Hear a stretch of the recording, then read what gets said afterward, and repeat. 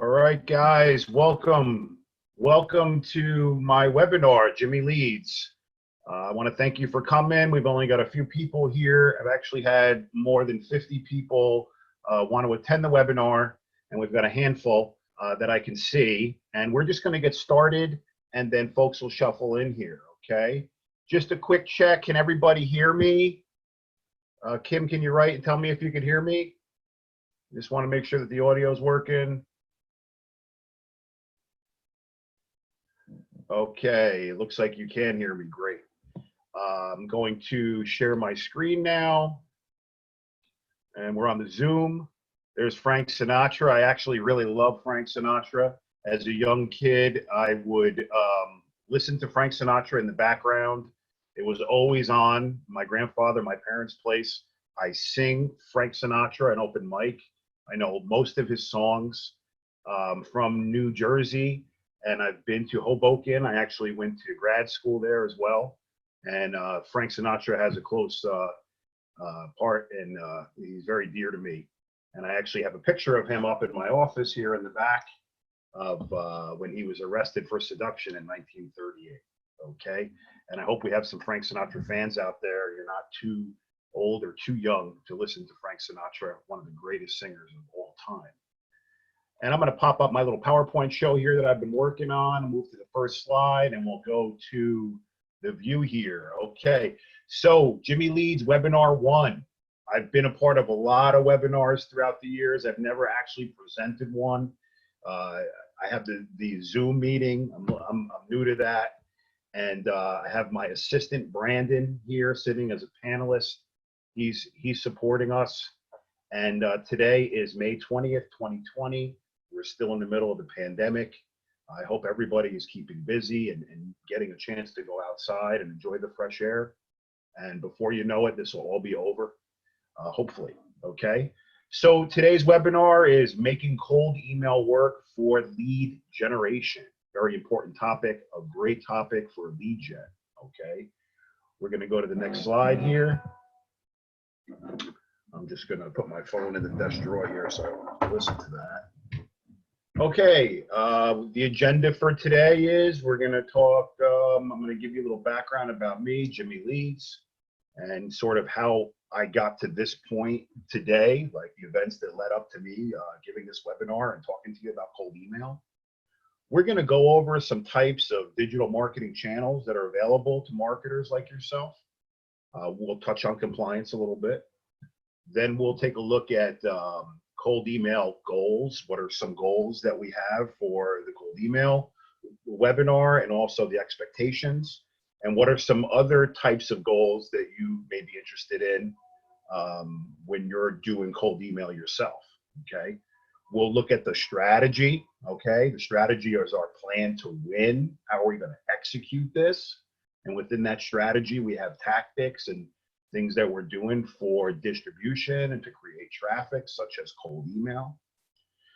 We'll look at email list procurement. That's going to be your ability to gather very good email lists and different ways that you can do that and put that together. That's going to be a big part of your marketing, is your list. What are you going to do to scrub that list, to validate it, to make sure it's clean? Again, these folks are not your customers, they're your prospects. So we're going to want to make sure that we clean the list as much as possible, all right? For the most part, this webinar is really focused towards business-to-business marketing. That's really a core competence of Jimmy Leads. We also do business-to-consumer marketing, B2C. We are very good at that. The cold email really works well with business-to-business names and data. Not to say it wouldn't work for business to consumer, but leading forward, it's going to be B2B, okay? And I know that some of you, when you answered the questions that I had out there, when you joined the webinar at first, I asked you what your target market was. For the majority, most of you said business to business. There were a few that said business to consumer. And I'm sure if you're business to consumer, you will get a lot of information out of this as well, okay? Then we'll look at the personalization of your email, looking at the database, what's available to you. And at the same time, as you learn these measurable, manageable pieces of putting together an effective cold email campaign, you're going to want to develop a process. And a process is very important because you're going to want to eventually scale this and be able to bring leads into your lead funnel, okay? Again, like I said on the first slide, I'm new to webinars and I'm new to Zoom. It's not very complicated, but I'm learning. I don't have polls or kind of Q&A built into the webinar. I'm probably going to do that next time. And like anything else, getting involved with new technology or doing something that you haven't done before, it's important to do that in measurable, manageable pieces and not feel like you need to experiment with all the features and functions of a system or a new platform. It's important to just make some headway and make some progress. And then as you feel comfortable, you then start to incorporate some of these other features. Just a quick note, we're going to have another webinar follow-up on this one. It's going to be the webinar 2 will be June 3rd. That's also Wednesday at 11 a.m. Eastern time. And we're going to be stepping into writing effective email copy. Okay. You'll notice that these emails, when we get into it, are going to be very short, you know, only a few sentences. And we're looking for folks to reply back to those emails. And I'll step into that detail actually a little bit. I'll touch on it in this webinar, but then on June 3rd, we're really going to step into the content and how to put that together effectively. And at the same time, we're going to be looking at campaign optimization. What are the things that we have to do to tweak that campaign, to make it better, to optimize it? And all these things that we're doing will set the stage and give us the ability to really put together great ads, great messaging, understand who our audiences are, how to speak to their persona, and how to do things that are going to help us with a footprint and a template. After we prove it with cold email, we could then take that messaging, that ability to understand our audience and our copy and apply it to other distribution tactics, to other ways to get traffic. So this is really important, not only for cold email, but to set the stage for you for other types of traffic tactics, okay? I'm gonna hit my space bar here. We're gonna go to the next screen. And, you know, a little bit about me, Jimmy Leads. My name is Jimmy Alamia, and I have been involved with the internet for a really long time. As a matter of fact, a lot of you that are on this webinar know me from many years ago for buying lists or dealing with my turnkey marketing systems and email append and whatnot. I wanted to thank you for being here. You know, we'll talk about that SaaS and some of the things that we've done in the past. And I'm glad that you can be a part of this webinar and step forward into the future with us, okay? I worked on Wall Street for 10 years after I graduated college, actually 12. I worked for the stock market. I worked for a bunch of financial services firms. And I was on the system side of things. You know, I was on the business system side of things. So I generated requirements and I built a lot of the systems that the marketplace uses today from a corresponding clearing perspective, and from a trader front-end execution, and to support registered professionals. So I'm very well versed in technology. I've been using technology as a kid. I was the only child who used to take apart all the electronics, take apart things and put them back together. Most of the time I was able to put them back together, except for my mother's washing machine when I was younger, and she's still upset with me about that, okay? My side hustle was building websites. At the end, you know, the latter part of the 90s, I was really fascinated with the internet and technology. And I got this book called HTML Goodies. It was written by, you know, a gentleman named Joe Burns. And I would practice HTML sessions on the train going to Manhattan from New Jersey. And I would learn how to, you know, program HTML. HTML is not really programming, it's a series of tags, but that got me really into it. And that set the stage for the affiliate marketing that I got into in the early 2000s, because I needed the ability to program the creative, to program the messaging in the email marketing systems. And because I had that knowledge and I knew the technology, I was able to use these programs, be a great affiliate marketer. A few people on the webinar today know me from back when, from affiliate marketing 20 years ago. Okay. Then as things changed and evolved, I saw a real need for data aggregation. Basically, the data that was out there, both on the business to business and consumer side, I learned who had this data, how to generate this data, how to put it in a database, how to build a search widget around it, and give users the ability to ascertain a list count to understand how much data we had with email by zip code, by radius to zip, by gender, and other attributes. And that was really powerful. Again, it really fascinated me because there was no grandfather or there was no, senior person sitting in telling me how they used to do it. This was something that we invented. This was new. This was the technology, and we were right there working with it. And that's what made it so damn exciting. We pioneered the real-time search, built a search widget that leveraged on that database. At the same time, around 2003, AdWords came out. And I remember spending $100 a day, Monday through Friday, and literally generating 15 to 20 inbound qualified leads. It was amazing. We were in a really high cash flow business. We learned, and the internet was always evolving. And something important to be said about this is if you love what you do and you're involved with internet marketing and lead generation and brand building and all the different diverse parts of marketing, it's important to stay abreast of this stuff and always be ready for the changing of the guard. Because when the changing of the guard happens, it happens right under your nose and you don't even know about it. Don't be too late. Always innovate for the next thing, okay? Early innovation in SaaS, I touched on that. We were really doing software as a service before they even called it that. And like I said, we had these turnkey systems that we serviced marketers for, and it was a really great time. And we kept evolving and working upon that. Throughout the years, I've acted as the CMO for both SMB and enterprise companies, that marketing director role, marketing manager. Really enjoy that. I love working with teams. And I love putting things together from embryonic to growth to shakeout. And, I've got a lot of experience doing that. And most of the things that I've learned, because I don't have a degree in marketing, I have a math degree, but most of the things that I learned from other marketing consultants. And I learned from watching videos and kinesthetically and actually doing the marketing. The only way you're going to learn this stuff is by actually doing it. Don't think that you can just read and watch videos and then know everything. You need to do it and test and inspect and come up with solutions, manifest them, and get better at perfecting them, okay? Everything is building blocks here when we're talking about the digital landscape and internet marketing and lead generation. The 20 years of lead gen, I touched on that. When I became a true marketer, when I had the epiphany, I don't remember what year it was, but I realized, hey, Jimmy, it's not about the technicals.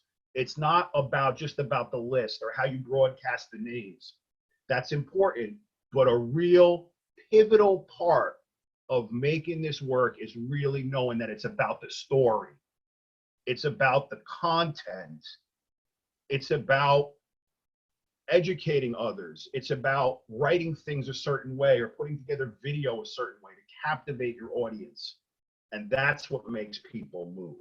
The mechanics and the technology are the catalysts that make that happen, but truly your copy and the story are the most important parts, okay? Bringing concepts together, saw a great value in what I was doing. I think as a younger person, I was thinking more tactically, like I got to get these messages out. I need to blast that. I need to do this. I was thinking more in terms of the technology. But as the years went on, and then I learned about the story, and then I learned really what a funnel was and how do I nurture people and how do I capture people? What does it mean to be top of the funnel? How do I create good gated and non-gated content to have them come in to give me their email address? Then I could nurture them subsequently with different emails. And then I can put that into a marketing automation stack. Deal with middle of the funnel assets, which are more kinesthetic and tools and widgets that people play with. And they can get a report or calculate something. They start to know me as they move down that funnel. They're understanding the culture. They're understanding the experience. and I'm providing a journey for them to move through that funnel from the top to the content, to the middle, to work with the widget and calculate or get a report. Then at the bottom of the funnel, I want to have a demo. I want to introduce them to my trial. I want them to request pricing information. I want them to chat with me. I want them to fill in my contact form. I want to convert them at the bottom, bringing things all together in that funnel thought process, okay? The 3 pillars that I pride myself on and working with others throughout the year and folks in my company is the technology, right? And then the marketing, and then the sales. Those three things make you a great marketer, make you a great CMO, make you a great business leader, a chief executive officer, a support staff, an administrator. Those things, knowing those things, the technology, the marketing, and the sales, bringing that stuff together. And then our product marketing focus and a lot of the assignments and projects and companies and clients that we get involved with are around technology services, software as a service, high-end technology, right? And then we also have clients that are in the financial services space. And that looks back from my history, okay, and my past. I know the financial services space really well. So does my team. And the renewable space is really important to me, having a cleaner, greener future. I've been involved with residential solar for many years and lead gen around that, okay? So I really enjoy those 3. That's gonna be the core competency of our boutique marketing company, along with, you know, selling data and helping folks do marketing and lead gen. My interests are continuous innovation, okay? A web-based future. Look at where we are now in the middle of a pandemic. Don't you think it's important to cradle and love this stuff? Because the future is about technology. The future is about the web. And look how much we've accelerated during this time and what people are doing, you know, on their computers. I'm not saying it's the end all be all, but we need to prepare for that more than ever, right? We stepped into this marketplace, into technology, you know, it was embryonic in the 90s, right? And before. And then it gets into a growth stage. And then there's a shakeout, right? And then other people come in and then it starts to grow again and then it shakeouts. And then it gets to maturity. There are some of the things I guess I learned in grad school and I applied, but the maturity of it, I mean, we're starting to mature things more.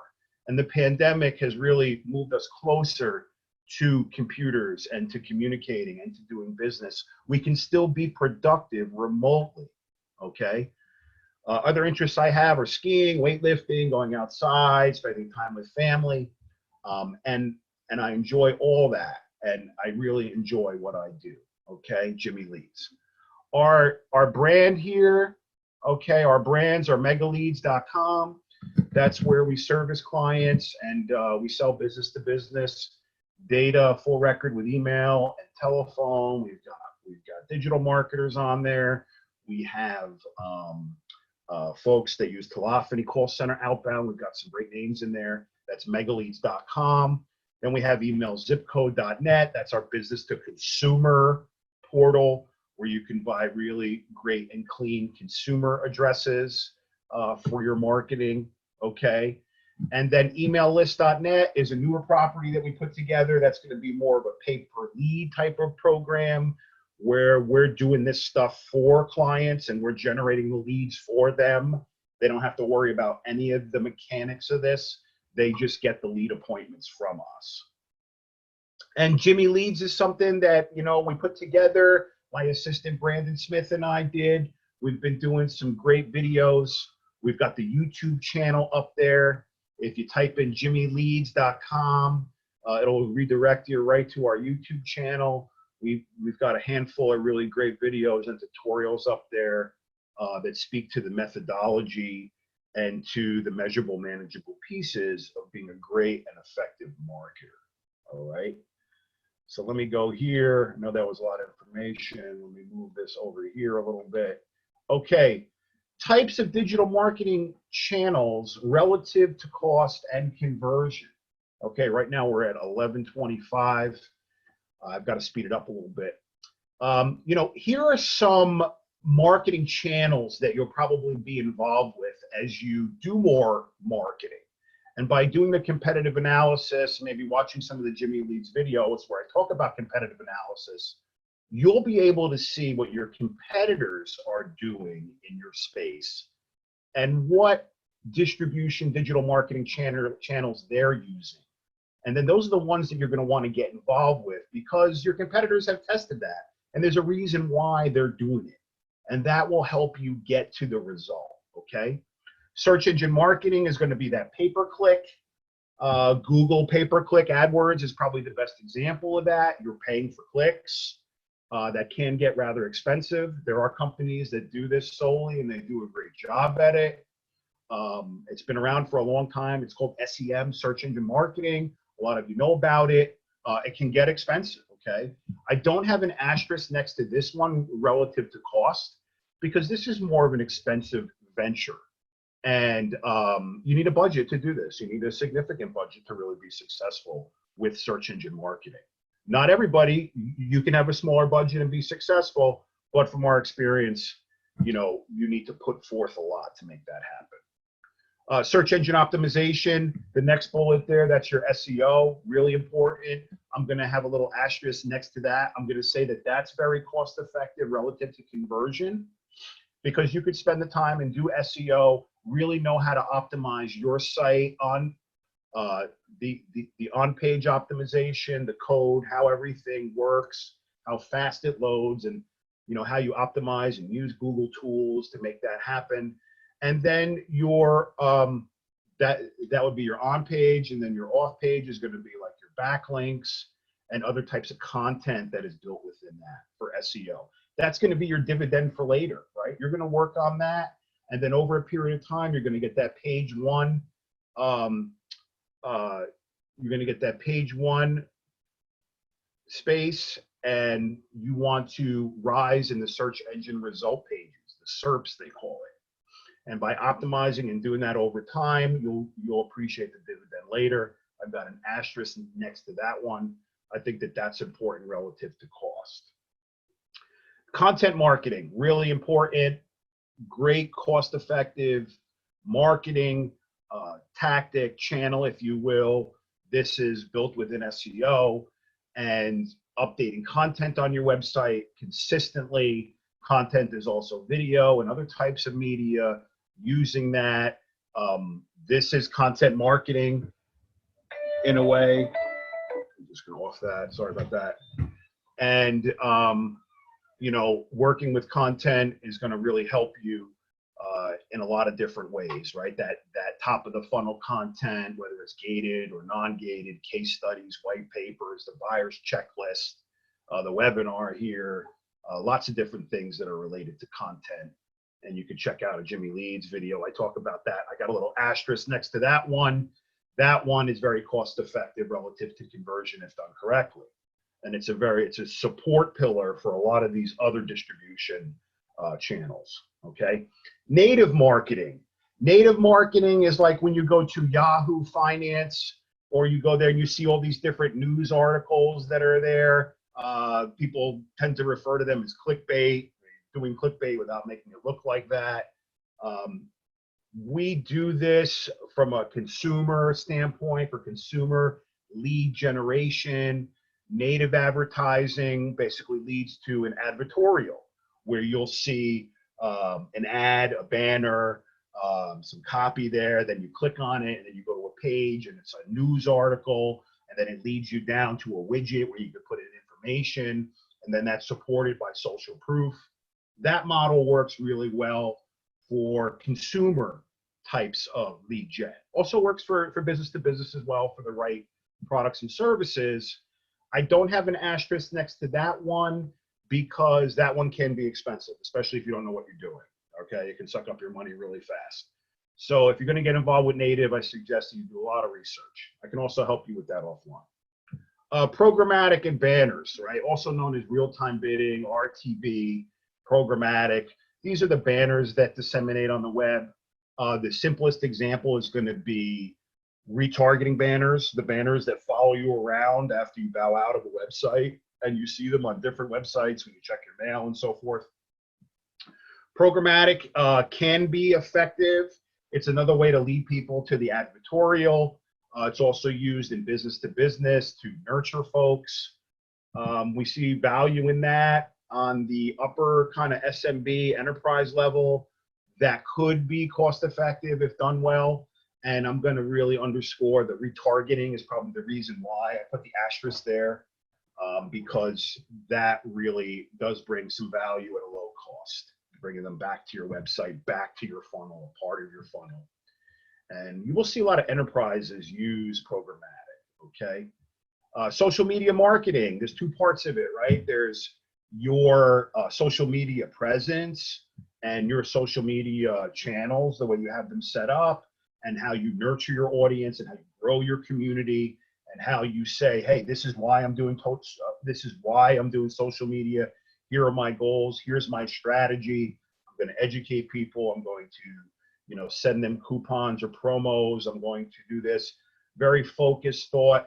The content distribution feeds within the social media marketing, and if done correctly, you can use and reuse your content and disseminate that through your social media channels. I've got an asterisk there. That can work very, very well for lead gen if you're good at the copy and you know how to build these communities and ecosystems. Also, from a social media marketing perspective, I have the ability to run paid ads. That's Facebook, that's LinkedIn, and so forth, and Twitter.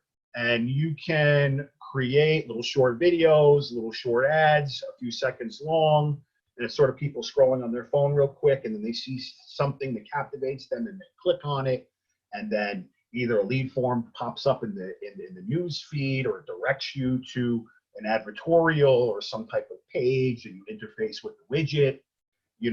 Social media marketing and that lead gen is a great way to get leads at a low cost. More for B2C, but used for B2B, again, for the right products and services.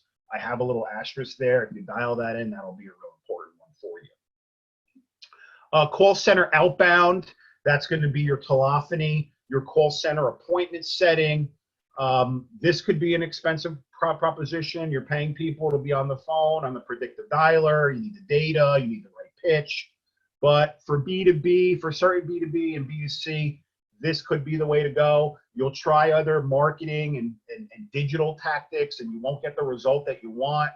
Then you should probably try to step into the outbound predictive dialer, outbound call center, and make sure that you follow all the laws and the regulations on that. And you're calling people during big business hours, and you're making those calls, and you're connecting with them, and you're building rapport. Outbound call center could be really important, especially for scalability for business to business products and services. We've got the SMS text messaging. That's a really important one now, more for opt-in traffic. I wouldn't recommend doing this from a prospecting perspective, but text messaging is very powerful.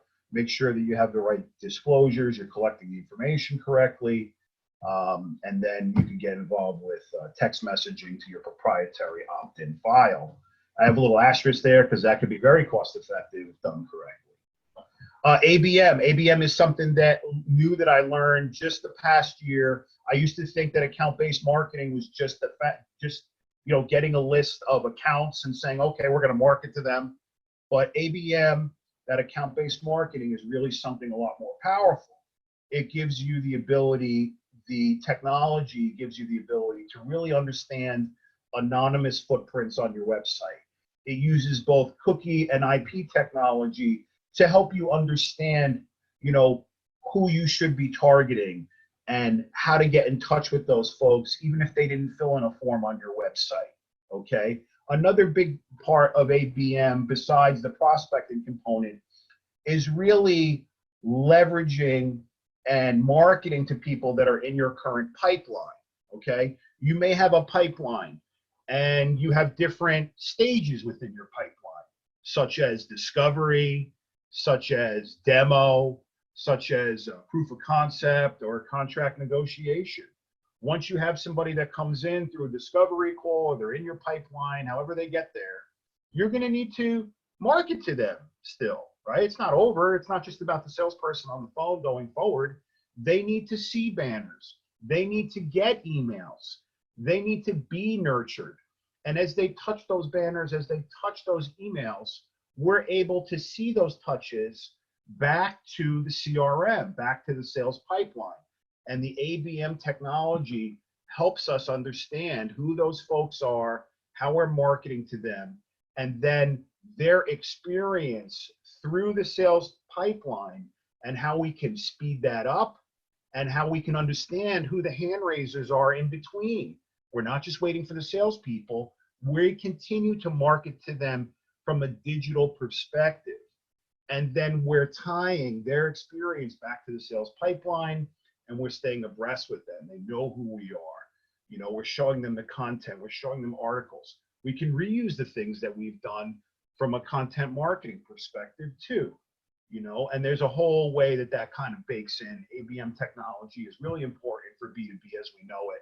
And as we step into the future, you'll hear about it a lot more, okay? And then finally, email marketing, right? Last on the list, I've got 2 asterisks next to it. I believe it's the greatest value out there. I've been working with it for many years. And I also put this little stat here. According to Life Marketing Group, email marketing has the highest return on investment of any marketing method. It gets a whopping 3,800% return. That's $38 in revenue for every dollar you spend. And about 20% of the companies out there that are using email effectively, whether it's this cold email or it's opt-in email, you're going to see that the ROI can be up to $70 for every dollar you spend. So the stats are pretty phenomenal there. Okay, we're going to move on to the next slide. A little touch on compliance. The Can't Spam Act, we're talking about US-based laws here. Can't Spam Act came out in 2003. Some of the major bullets within that law, you know, you have to use your own resources. So whether you use your own resources or you're paying a company to do this for you, has to be resources that you bought or they're yours. And you don't want to use false or misleading header information. We're not sending email off of proxies or anything like that. We're using our own resources. Everybody knows who we are. We're then broadcasting the messages and following the law. We don't use deceptive subject lines. We tell recipients how to opt out of receiving future email from you. That's your opt-out mechanism. And then we monitor what others are doing on your behalf, right? And that's one of the other important bullets in the law. If you're paying somebody to do email marketing for you, you want to make sure that they're up and they're following these laws. Okay. Also very important to have a privacy policy and a terms of sale or service on your website. Okay. Because whatever you say on your privacy policy and terms of service is what you're doing. Don't say something and do something different, right? Make sure that that's very aligned. And my disclosure on this is, hey guys, I'm not an attorney. I don't want to be an attorney. I'm just telling you some of the things that are out there. Please, you know, look at the law yourself or consult an attorney if you've got more advanced types of questions. But my disclosure out there is this is all my opinion. This is all from my experience. You need to do your own research. And I just wanted to put that out there and add a little slide with compliance. So you make sure that you always take a look at that. Okay. Next slide. Cold email goals and expectations, okay? Anytime that we're getting involved with projects and technology and deliverables, you really need to set your goals, okay? And then you need to have a strategy. Don't just step in and do the distribution. Don't just step in and do the tactics and blast. Understand what your goals are. So some of the goals that I put out there, let's say for cold email, are going to be, we're going to incorporate a new channel at a low predictable cost. Doing cold email is very inexpensive if you do it yourself, right? That's what we want to do. And then we want to perfect this so that we can do a lot with this messaging later.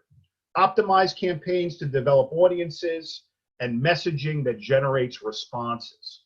Okay? After we test and inspect and we do this and we understand what our audience is, then we can start to say, okay, I'm going to try pay-per-click now, or I'm going to try native marketing, or I'm going to try programmatic.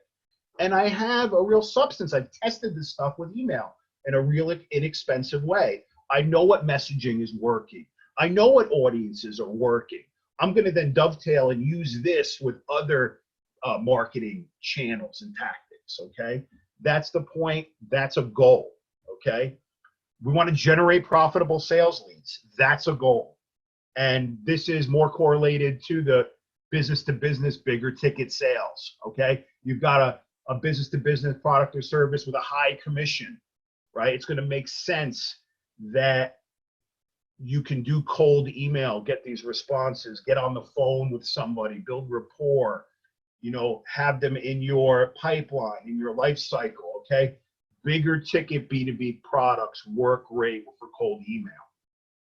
Other types of goals that you may get involved with are going to be, you're going to use cold email to maybe expand your network to influencers or other people in your space, okay?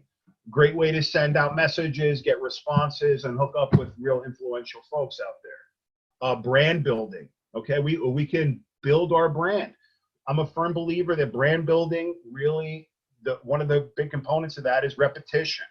Repetition, I see it, I see it, I see it again, I see it again. I see the messaging, I believe, now a friend tells me about it, now I'm gonna make a move, okay? Brand building is really important. Cold email will help you get there. Generating backlinks, right? A lot of folks wanna generate backlinks for SEO, for that kind of off-page tactic that you would use in search engine optimization, a link to your website on someone else's website that is very relevant in your space. You can send people emails and say, hey, can we reciprocate and do a link exchange? That's going to have a big value for you from an SEO perspective. It's going to help you move up in those search engine result pages, okay? And expectations too, right? Everybody wants to know, what am I going to get from this cold email? We've seen on our past 100 customers that we've serviced and we've run cold email campaigns for, about 0.5% to a 27% response rate.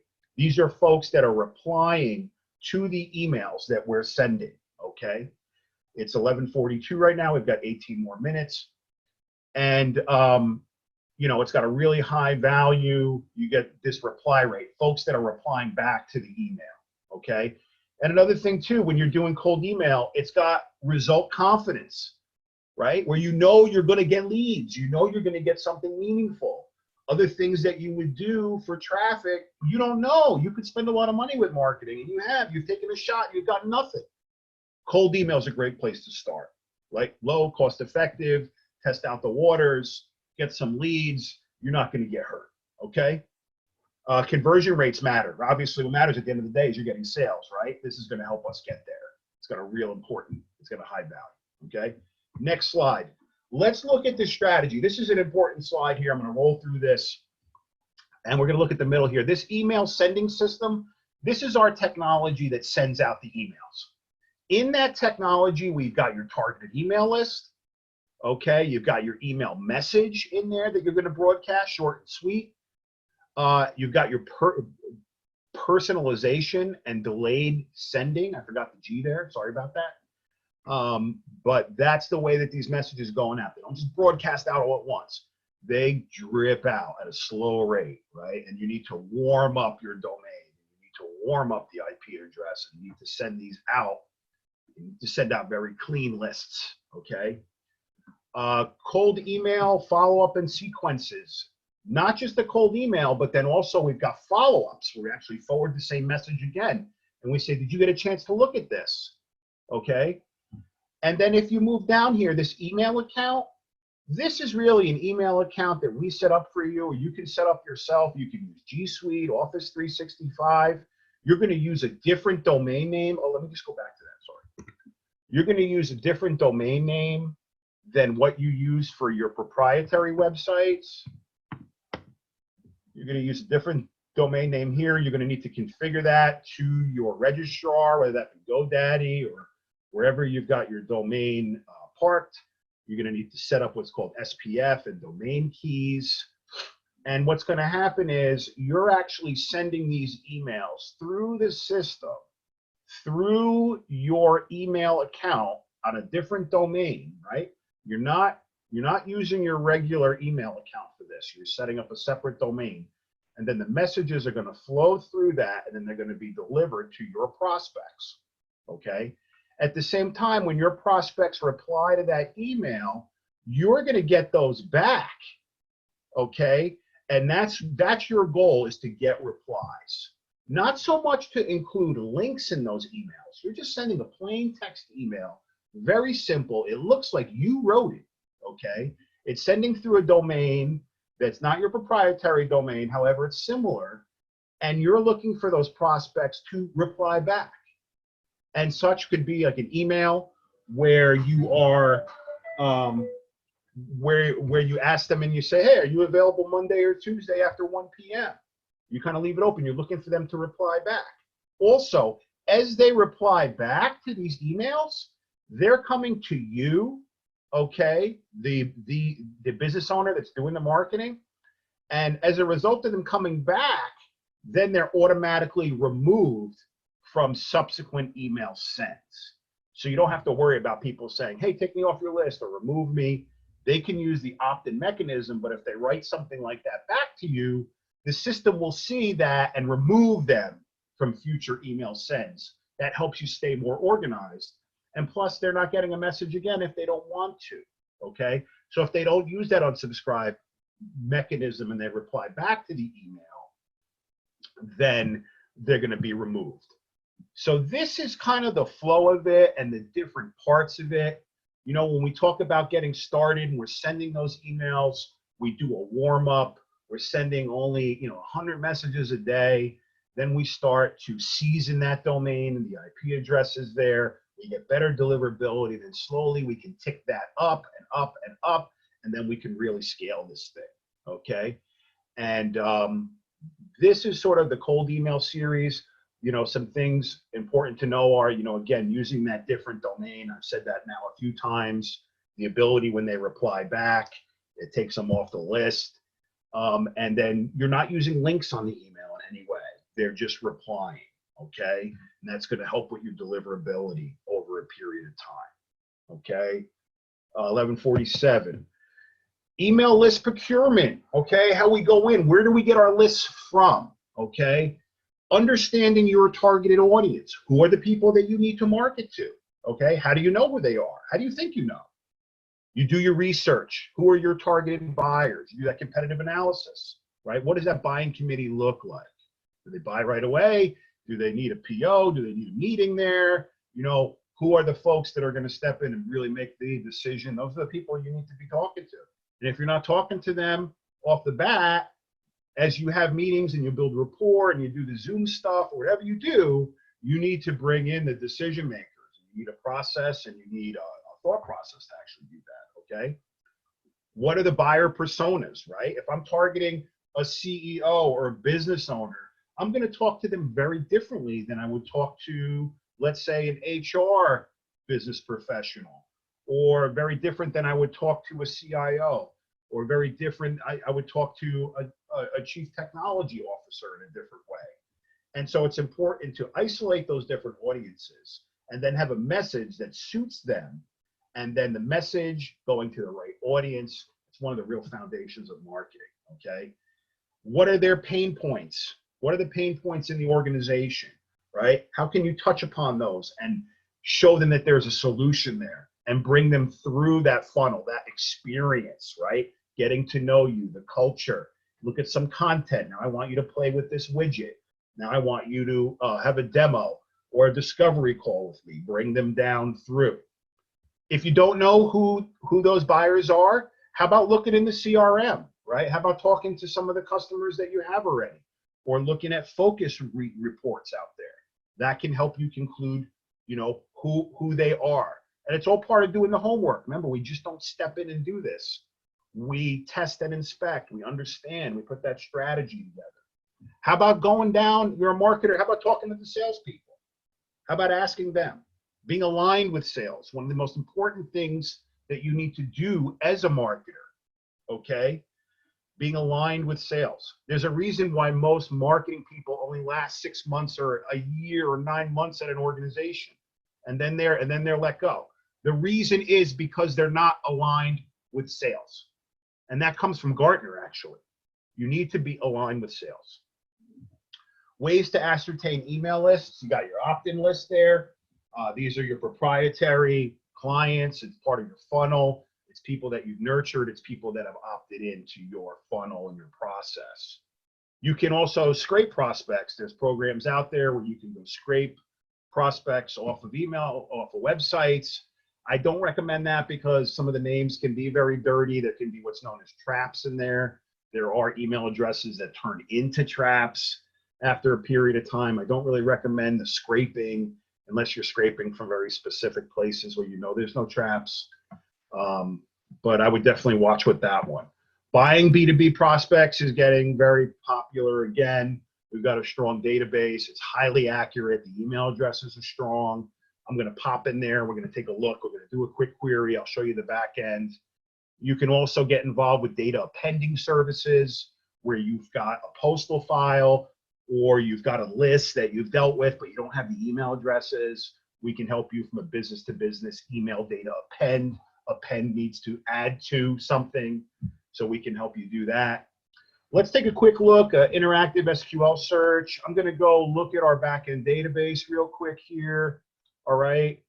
And you'll see I'm tapping into actually our new monster database that we have here.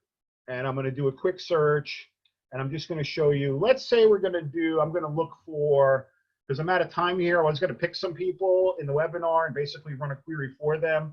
But I'll reach out to you guys offline and we'll see if we could help you ascertain a list. But just real quick, this is what's happening from a back-end perspective. Also, from Mega Leads, it actually uses this same technology and taps into this database.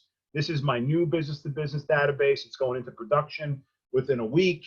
We've been working on it for a long time and normalizing the data.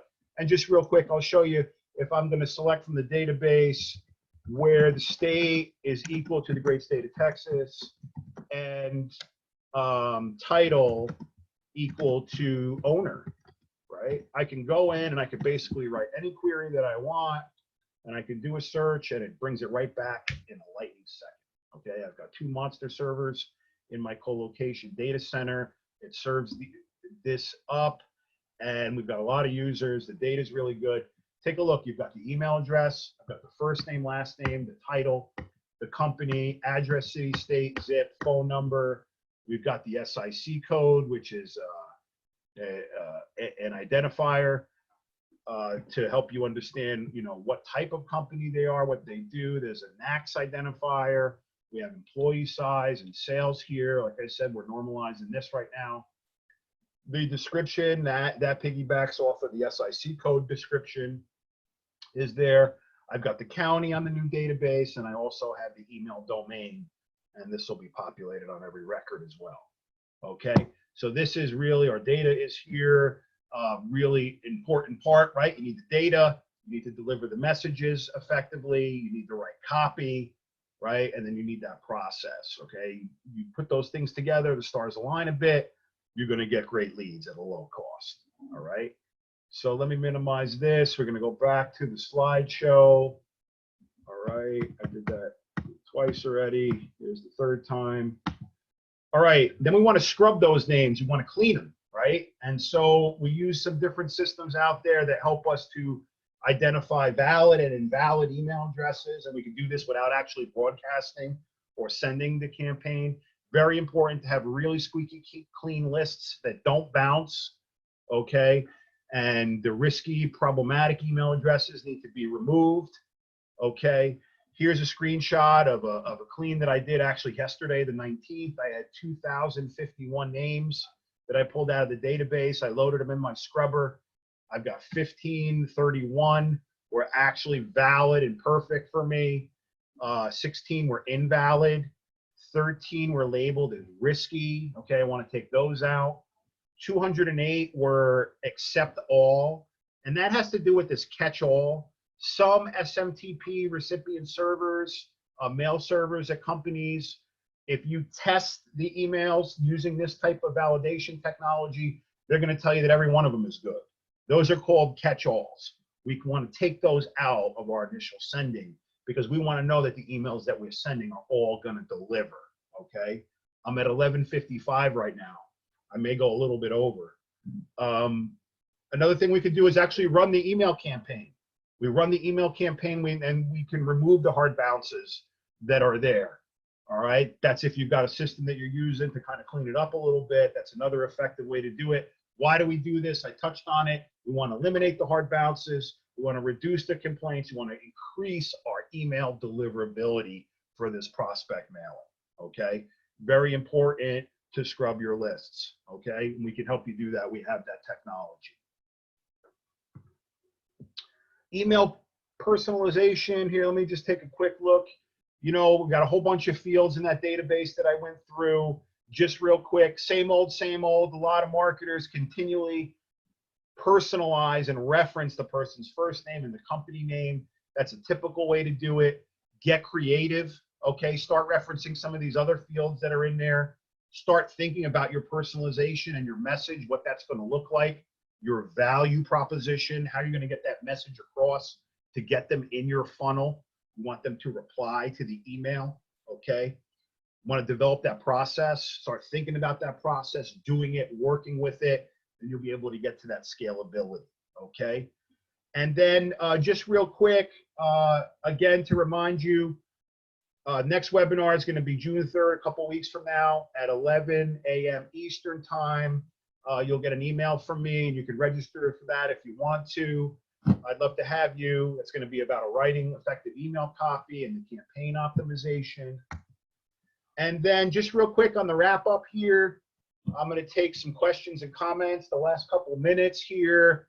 Connect with me if you'd like a free consultation. Stay tuned for the up and coming webinars or check out the Jimmy Leads YouTube channel.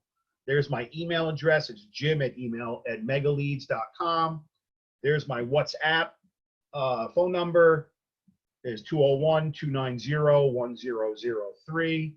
Again, the YouTube channel is Jimmy Leads. JimmyLeads.com will take you there. And you could connect with me on LinkedIn if you haven't already. You can type in Jimmy Alamia or Jimmy Leads Alamia or Jimmy Leads. I'd probably come up. And you know, those are my slides there. I spent a little more time than I wanted to on the first slides. But let me just pop back over to the Zoom. And let's see, you know, how we're doing here. Oh, there's Frank Sinatra. Again, I'm wrestling with this here. Okay.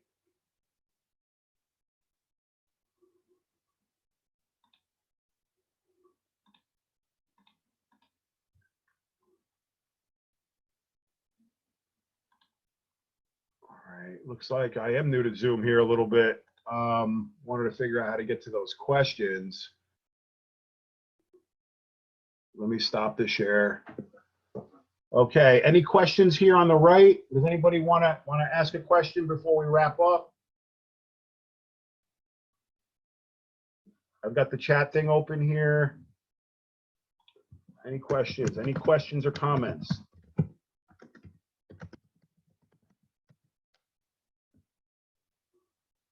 All right, it looks like we're almost ready to exit the webinar here. I want to thank everybody for coming.